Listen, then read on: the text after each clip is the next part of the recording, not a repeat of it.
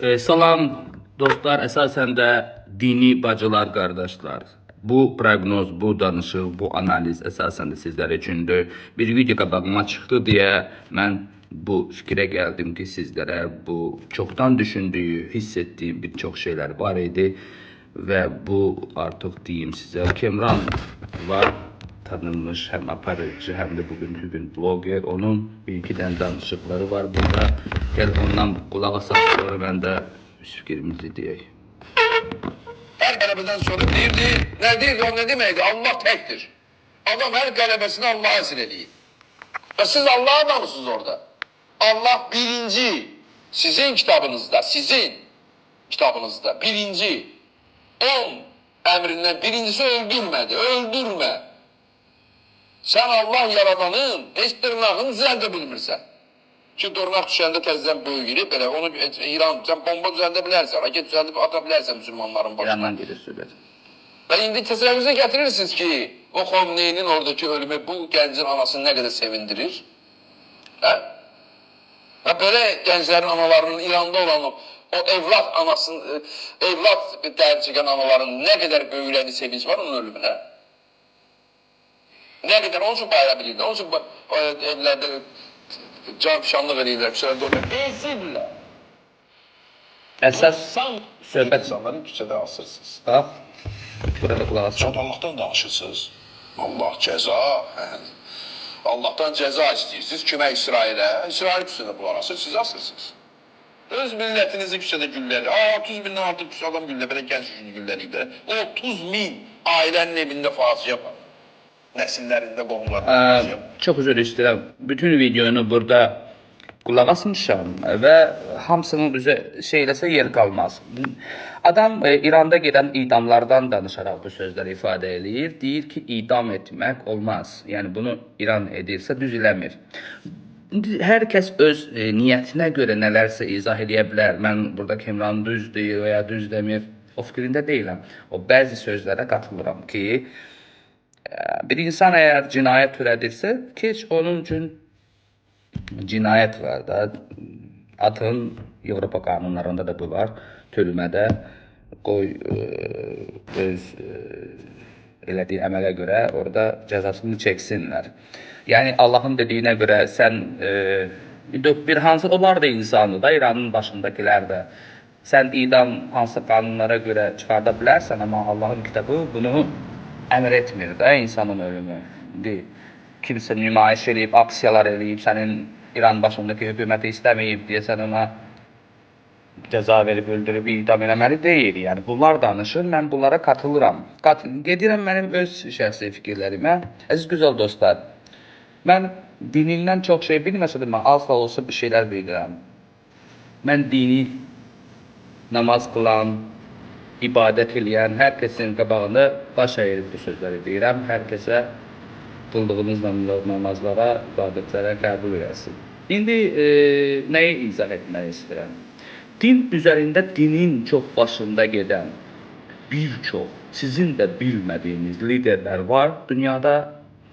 Və nətər ki Suriyada çoxlu buradan Azərbaycanın hər yerindən biz dini qardaşları, bacılarımızı qoruyaraq deyə gedib bir çox qruplar yaranaraq savaşıbsa və onların hal-hazırda uşaqlara itib qardaşları, əzizləri, kimlərinsə arvadları, nə bilim, yiyəsiz, çarəsiz qalıbsa, mən bunu doğru hiss etmirəm, doğru düşünmürəm, mən də buna qatılıram.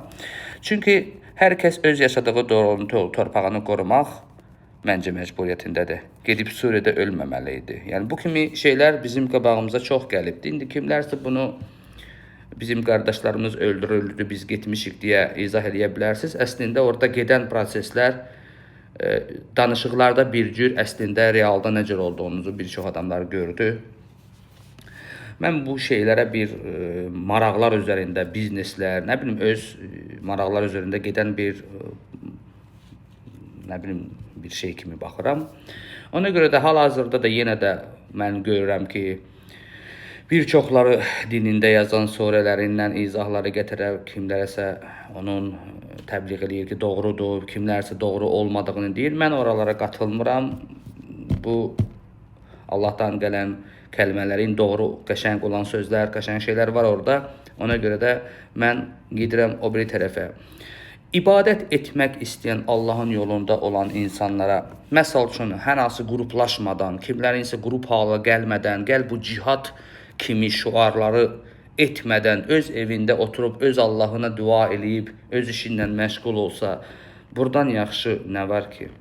Bəzilərdir ki, biz də bunu edirik. Amma biz bir çox hallarda, bir çox şeyləri görürük ki, sanki Allahın ibadət etməkdənsə, qruplaşma ona meyil göstərən, qruplaşdıran şüarlar, danışıqlar, proseslər daha çox gedir. Və hətta danışıqları eləyənlərin danışıqlara, proseslərə bir arada danışıb söhbətə qatıldıqca hiss edən, görünən bir şey var ki, bir çoxu Allaha inanan, ibadət edən insanlar özləri də bilmədən dinə qoşularaq, o bir yaxşı şeydir, qoşul. Amması sonra da cihad yönlü fikirlərə gətirir, çıxır. Beyinləri dindən sonra müsəlman qardaşlara dəstək, kömək, doğru olmayan şeylər dünyada var və bu da savaş yolu ilə biz həll edəcəyik, dini ölkələr yaradacağıq deyə fikirləri olan adamlar da var. Yəqin ki, bunlar çoxu bizdə hər kəs görür, bilir. Bu doğrudurmu sizcə? Yəni sözümü ona gətirirəm ki, okey, siz cihad gətirdikcə rahatlıqla gedib nəyəsə nail olacaqsınız. Yoxsa çox böyük qanlar mı töküləcək? Yaxşı, Suriyada hal-hazırda o boyda adam öldü. O boyda proseslər baş verdi. Başınızda da həmən dini lider olduğu bir kəs indi gəlib oturub. O sizin dindarların hər istədiyini dini cəhətdənmi idarə eləyir hal-hazırda həmən Suriyanı? Yəni deyəcək çox şey var. Kimisə pisləmək, yaxşılamaq fikrində deyiləm. Bu sözlərə görə ola bilər, kimlərsə xoşuna gələr, gəlməz. Mən deyirəm ki, Allahın yolunda olan şəxsən biri də bizim evində çoxdur, gəlindir, mamamdır, mən onlar da ibadət əhlidir. Amma kimlərisə zorla ora soxmaq, hansısa dinə gətirəndən sonra dindarlar belə eləməli, o cihad yönlü fikirlərə gətirirlər. Cihadın da sonu bilirsiniz də, çox pis olur. Rusiya hal-hazırda çox həddindən artıq buna şərait yaradır. Bunun arxasında əsas durduğu şey odur ki, bu insan ki, müsəlmanların arxasında duran bir lider kimi özünə göstərir. Mənim izahlarım, analizlərim və məqsədi də onları əhatəsinə alaraq gələcəkdə daha böyük hansısa kimlərə qarşı dindarların əli ilə böyük bir savaşları yol açmaq düşüncə olduğunu hiss edirəm. Mənim analizlərim bunu göstərir və belə getdiyi təqdirdə ölən adi sıravi Allahı sevdiyəm deyən biz insanlar olacağıq. Başında gedənlər yox. Başında gedənlərin niyyətləri fərqli ola bilər. Ona görə də mən o dinindən danışan, İrandan danışan Kemranında da bir şey gördüm ki, idam etmək, Allahın yaratdığı kimsə öldürmək də doğru deyil və cihad yolları ilə də kimlərisə öldürürük, biz haqlıyıq deyə də o da doğru deyil. Cihad yenə də insan öldürməkdir. Qabaqdakı insan, siz deyirsiniz, İsrail və İsrail yönlü fikirlilər kəfirdilər. Mən İsraillilərin də insan olduğunu düşünürəm. İranlının da, mənim də, hər kəsin, Rusun da, Azərbaycanlının da, Avropalının da. Sadəcə deməyim odur ki, insan öldürmək Quranın özündə günahdır. Və bu ki, təbəqələrə və bu kimi şüarlar edilən və bu kimi qrupların çoxalması arxasında nə dayandığınızı çox adam bilmir.